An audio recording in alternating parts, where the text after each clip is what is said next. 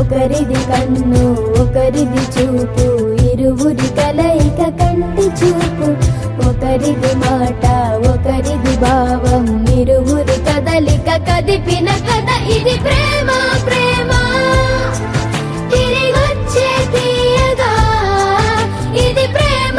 ప్రేమ ఎదురొచ్చే హాయిగా ఇది మనసుని తడిపిన క్షణము కదా.